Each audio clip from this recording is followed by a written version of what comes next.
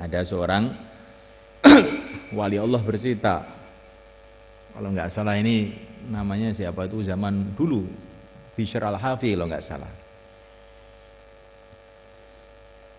Maka ini anaknya itu santri, dapat targhib dari gurunya seperti ini. Maka dia akhirnya pulang menemui ayahnya, menemui ibunya. Ya, tadi saya dapat penjelasan dari Syekh supaya anak-anak itu bisa sukses, anak-anak diserahkan untuk agama. Maka saya mohon kepada ayah, kepada ibu, serahkan saya ini untuk khidmat agama saja. Saya tahu bahwa saya punya kewajiban berkhidmat kepada ayah, berkhidmat kepada ibu. Tapi saya mohon halalnya, Bu. Mohon halalnya, Pak. Saya ini serahkan kepada Allah untuk berkhidmat pada agama saja. Maka ayahnya, ibunya, iya.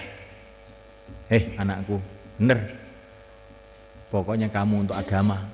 Kamu nggak perlu khidmat sama ayah, nggak perlu khidmat sama ibu.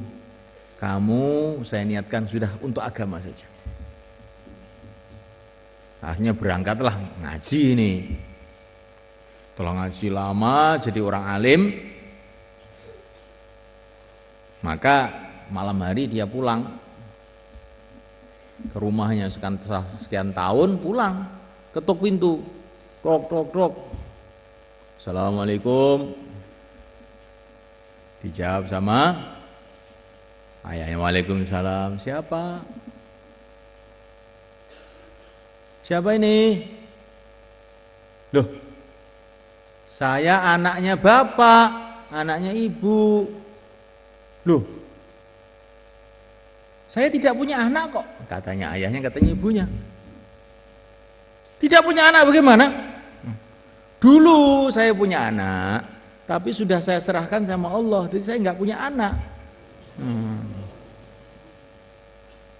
Sudah serahkan Allah untuk khidmat agama. Ini kamu tuh anak siapa? Saya nggak punya anak sekarang. Waduh, nggak boleh pulang, langsung berangkat lagi ngaji lagi, akhirnya jadi wali itu anak itu. Maka wali murid itu begitu itu, jangan dididik anaknya itu cengeng, suruh pulang aja. Kamu di pondok makan tewel terus sekarang saya sembelihkan ayam. Akhirnya nggak mau mondok anaknya begitu. Insya Allah bapak-bapak, ibu-ibu, gitu. Sekarang kalau anak-anak bagaimana ini, santri-santri ini? Kamu sudah pernah diserahkan kepada Allah belum oleh ayah kamu, ibu kamu? Belum? Ya nanti minta halalnya aja ya, Bu. Ayah, serahkan saya kepada Allah supaya saya itu jadi kayak anaknya Imron itu loh, jadi orang barokah begitu. Jangan disuruh pulang aja toh. Masa ngaji di jatah-jatah, nanti harus pulang. Ini gimana, nanti barokahnya jadi kurang, Bu. Insya Allah begitu ya. Jadi barokah yang datang dari seorang anak itu diceritakan itu di antara asbabnya yang besar itu adalah dimulai dari niat yang tulus dari ibunya, anaknya untuk agama. Akhirnya keluarlah anak, ya. Cita-citanya ibunya itu anaknya itu laki-laki, tapi ternyata keluar perempuan. Itulah Sayyidah Maryam radhiyallahu taala anha. Nah, semoga santri-santri putri ini begitu juga. Jadi kayak Sayyidah Maryam radhiyallahu taala anha. Maka semulaikan barokah daripada niat ibunya itu, Maryam ini masih kecil itu, kecerdasannya, kepinterannya itu sudah seperti orang yang umurnya itu besar. Jadi baru umur sebulan itu sudah kayak umur setahun. Fa'ambataha nabatan hasana, barokah dari niat ibunya, jadi pertumbuhannya itu bagus gitu. Wa kaffalaha Zakaria. Kemudian ini terjadi yang aneh lagi ini, barokah barokah dari niat ibu itu ada keanehan terjadi. Apa itu? Ulama-ulama Bani Israel pada zaman itu, mereka itu berebut ingin mendidik Maryam. Kalau ulama itu masih bisa difahami. Tapi yang ikut berebut itu bukan hanya ulama. Sampai seorang nabi pun, yaitu Nabi Zakaria, itu berebut juga. Dan ulama-ulama itu nggak mau ngalah dengan Nabi Zakaria itu. Pokoknya kami aja ya yang ngurus ini. Maka Nabi Zakaria, saya saja. Enggak, kami saja. Ya sudah, sekarang undian. Diundi, setiap ulama membawa pena, ditulisi namanya, kemudian suruh melemparkan ke sungai. Siapa yang penanya hanyut nggak berhak mendidik Maryam. Siapa yang penanya tidak hanyut boleh. Ternyata semua hanyut selain penanya Nabi Zakaria. Akhirnya Nabi Zakaria yang berhak. Loh, ini kamu renungi itu. Jadi kalau orang tua itu memang betul-betul niatnya tulus, nanti Allah akan gerakkan orang-orang soleh itu untuk mendidik anak-anak kita.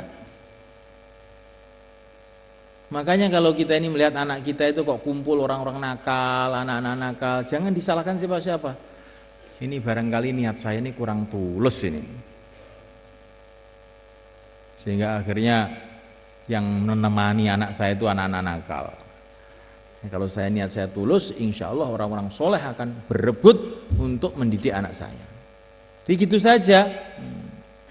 Gak usah nyalahkan orang. Karena kalau nyalahkan orang, itu tidak ada perkembangan apa-apa. Jadinya malah kita ini rusak. Tapi kalau kita nyalahkan diri sendiri, maka kita akan ada perbaikan meningkat.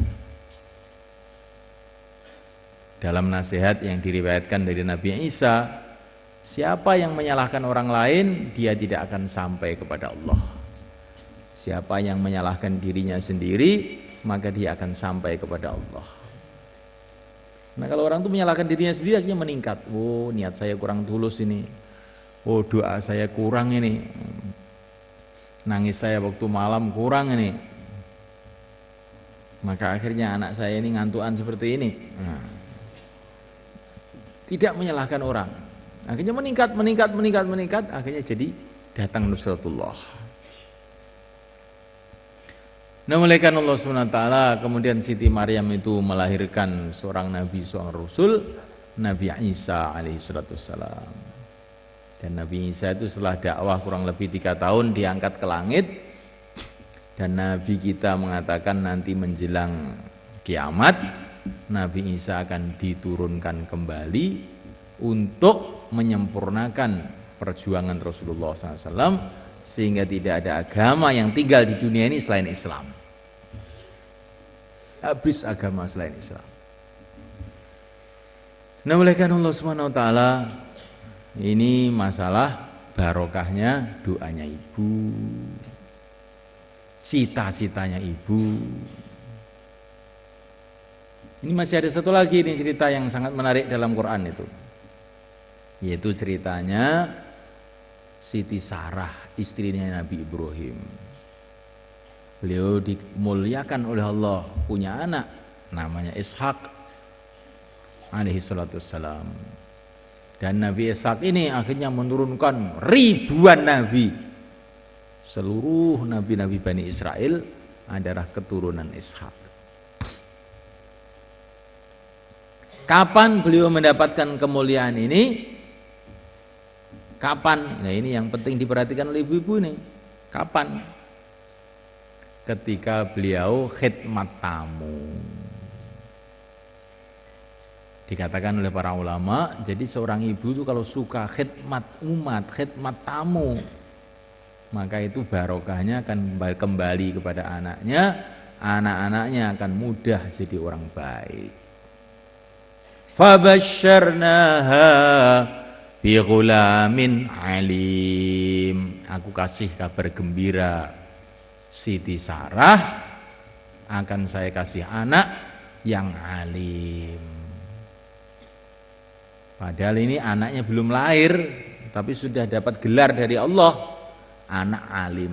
Jadi anak alim tapi belum ke pesantren ya. belum apa-apa belajar, alimnya itu sebelum lahir sudah. Sebab apa? Barokahnya ibunya suka khidmat. Maka ibu-ibu di kampungnya masing-masing biasakan khidmat orang-orang soleh. Ini di masjid ada program dakwah, kirimlah tempe, tewel apa ke masjid.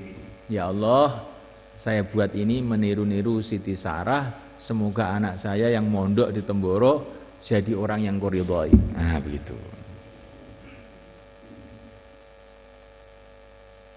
Bisa juga dengan khidmat cara yang lebih mudah lagi. Ibu-ibu nanti sebelum pulang, kalau ada kelebihan uang, gitu, di Al-Fatah ini ada 1000 orang tuh nggak dibekali dari rumah itu. Sudah datang aja ke kantor, ini 10 juta untuk anak-anak yang tidak punya bekal. Khidmat, semoga Allah SWT jadikan anak-anak saya itu jadi orang-orang yang sukses.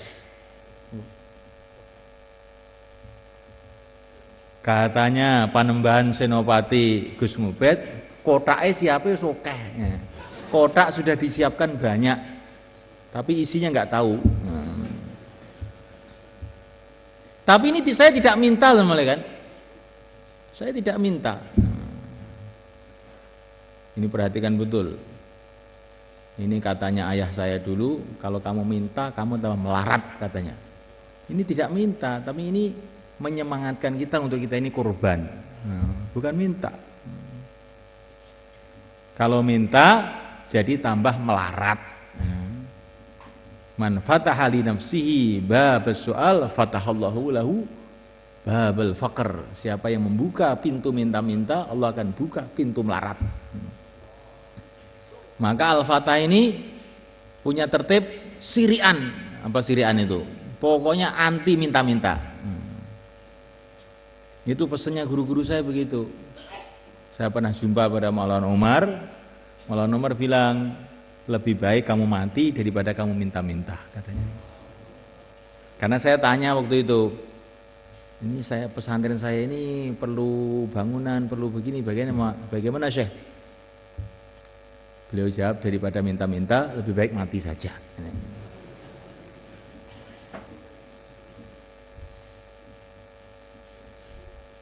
Jadi semalakan Allah SWT ini tidak minta-minta, jangan dipahami menyumbang. Loh, bukan menyumbang. Kamu tidak menyumbang.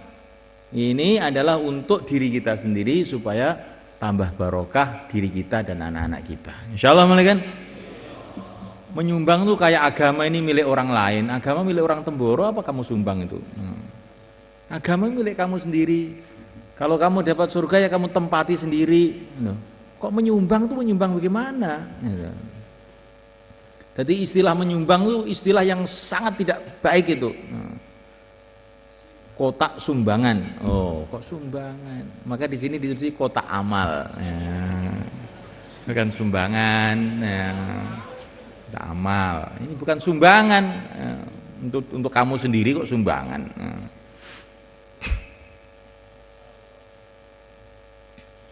Namanya Allah. Dan ini saya punya pengalaman dikit ini. Orang-orang yang banyak korban untuk pesantren ini, akhirnya itu anak-anaknya itu kok punya pesantren, saya lihat itu. Mudah oleh Allah dimudahkan untuk buat pesantren. Itu dulu ayah saya, mbah saya itu setiap ada orang bikin pesantren mesti milkut. Orang bikin masjid, saya kayunya. Akhirnya kok anak cucunya itu jadi mudah bikin pesantren itu loh. Nah, kamu ingin mudah apa tidak? Nah itu, ini untuk wali murid loh ini. Bukan untuk murid, untuk wali murid. Nanti kalau untuk murid saya khawatir disalahgunakan. Minta uang sama orang tuanya. Nah, ini harus ditambah bekalnya biar barokah ini, harus ditambah bekalnya. Jangan begitu ya. Nah, mulaikan Allah SWT. Jadi niat tulusnya istrinya Imran dan khidmatnya Siti Hajar barokahnya tidak karu-karuan, sehingga membuat anak cucunya jadi orang-orang yang sukses. Semoga ibu-ibu begitu juga. Allahumma amin. Ini baru ibu-ibu, belum ayah ini. Ayah lain lagi. Karena katanya saya dengar kemarin orang Jakarta itu bilang, orang laki-laki itu di mana-mana sukanya cari duit. Tapi kalau perempuan sukanya belanja. Nah, minta duit. Nah, gitu. Jadi jadi podo ayah sendiri. Jadi sudah mulaikan ini sekarang untuk wali murid, bapak-bapak. Allah SWT telah memberikan contoh kepada kita keluarga yang mulia, keluarga yang sukses. Keluarga Nabiullah Ibrahim. Sehingga setiap sholat kita doa, Allahumma sholli ala Sayyidina Muhammad kama shallaita ala Sayyidina Ibrahim. Ya enggak? Ya Allah, rahmatilah Nabi Agung Muhammad SAW sebagaimana Engkau telah merahmati Nabi Ibrahim. Ada apanya Nabi Ibrahim itu? Masya Allah. Sampai Nabi kita itu minta didoakan oleh seluruh umat supaya Allah datangkan barokah kepada beliau, seperti Allah datangkan barokah kebaikan kepada Nabi Ibrahim. Nabi kita itu sudah yang tertinggi, tapi beliau minta kayak Nabi Ibrahim, menunjukkan Nabi Ibrahim itu juga sangat tinggi gitu.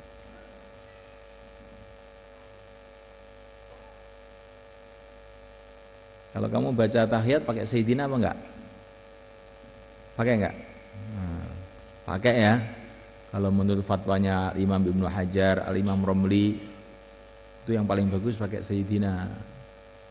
Karena kita ini diperintah dalam Quran, la tas'alu du'a ar-rasul ka du'a ba'dukum ba'dha. Jangan kamu memanggil Rasul seperti orang lain. Yang paling bagus pakai Sayyidina. Loh di Bukhari enggak ada Sayyidina? Iya. Karena itu Rasulullah ngajar langsung kepada sahabat, enggak pakai Sayyidina, masa dirinya sendiri dikatakan Sayyidina, ya. Tapi kita umat ini bagus pakai Sayyidina. Itu begitu kata para ulama. Tapi kalau enggak pakai Sayyidina, ya terserah kamu. Tidak batal sholatnya, tidak. Tapi menurut kebanyakan ulama, khususnya Ibnu Hajar, Imam Romli itu pakai Sayyidina. Ini biar wali murid tahu nih. Nah, mulaikan Allah Subhanahu wa taala keistimewaan Nabi Ibrahim itu diantaranya itu apa? Ini yang keistimewaannya banyak ya. Ini yang kaitan dengan kesuksesan anak cucu itu loh. Apa itu? Di antaranya yang Allah ceritakan dalam Quran, pertama kali beliau ini dakwah di sana, di negerinya Namrud, sampai akhirnya beliau ini dilemparkan dalam api, itu ceritanya semua tahu. Akhirnya Nabi Ibrahim itu berpikir, kelihatannya dakwah di tempatnya Namrud ini susah nih. Saya mau hijrah ke Palestina saja. Inni dzahibun ila rabbi sayahdin. Saya akan pergi ke tempat ibadah kepada Tuhanku. Dzahibun ila rabbi itu maksudnya ke Palestina, ke Syam. Inni dzahibun ila rabbi sayahdin. Saya akan pergi ke Syam dengan harapan Allah Subhanahu wa taala akan memberikan hidayah kepada aku. Maka beliau tinggalkan kampungnya, tinggalkan negerinya, pergi ke Syam, bikin markas dakwah di sana yang namanya Masjidil Aqsa. Lah sambil berangkat ini beliau doa, Rabbi habli minas salihin. Ya Allah, berikanlah aku anak yang termasuk golongan orang-orang soleh. Fabasyarnahu bi ghulamin halim. Maka dikasih kabar gembira oleh Allah, dikasih anak yang halim, yang lembut, yang akalnya itu sempurna. Maka pergilah beliau ke negeri Syam. Di sana beliau dapat istri yaitu Siti Sarah. Tapi sudah sampai umur 80 tahun istrinya itu belum punya anak. Padahal sudah dikasih tahu akan saya kasih anak yang istimewa, yang halim, yang lembut, yang cakep-cakep. Ini sudah istri yang sampai tua nggak punya anak. Akhirnya beliau dapat Siti Hajar, terus punya anak Nabi Ismail. Jadi kita ini maksudnya itu kalau doa itu jangan mudah putus asa. Kadang-kadang doa itu sudah dimakbulkan, tapi setelah sekian lama baru tampak. Kayak Nabi Ibrahim itu. Ketika ini masih muda, belum kawin tuh sudah doa itu sudah dikasih tahu oleh Allah akan punya anak yang halim, tapi nggak punya